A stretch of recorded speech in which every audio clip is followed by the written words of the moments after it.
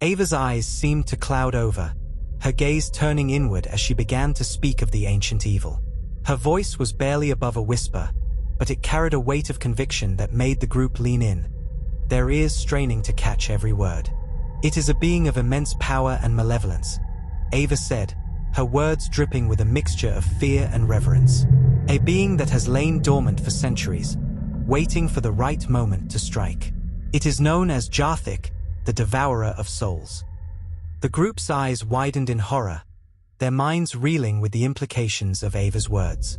They had heard stories of ancient deities, of course, but never one as malevolent as Zha'thik seemed to be.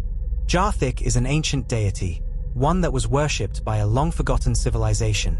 Ava continued, her voice weaving a spell of fascination and terror.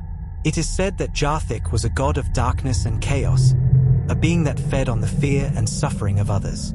Its power is said to be immense, capable of destroying entire cities and civilizations with a mere thought." Emily's eyes were wide with fear, her voice trembling as she spoke.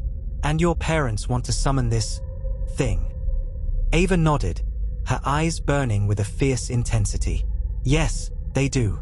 They believe that by summoning Zha'thik, they can gain ultimate power and control over the world. But they are wrong. Zha'thik is a being of pure malevolence, a being that will stop at nothing to destroy everything in its path." The group sat in stunned silence, their minds reeling with the implications of Ava's words. They knew that they had to stop Ava's parents, no matter what it took. But as they sat there, they couldn't shake the feeling that they were in over their heads. They were just a group of teenagers, after all. What could they possibly do to stop a powerful cult and an ancient evil deity? Adam spoke up, his voice filled with determination. "We'll figure it out," he said.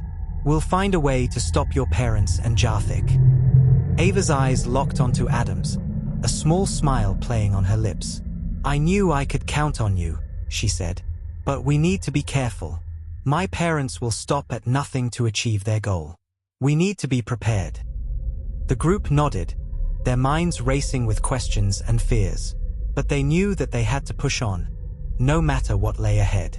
As they sat there, the shadows in the room seemed to grow longer and darker, as if Zha'thik itself was listening in on their conversation. The group shivered, despite the warmth of the room. They knew that they were in for the fight of their lives.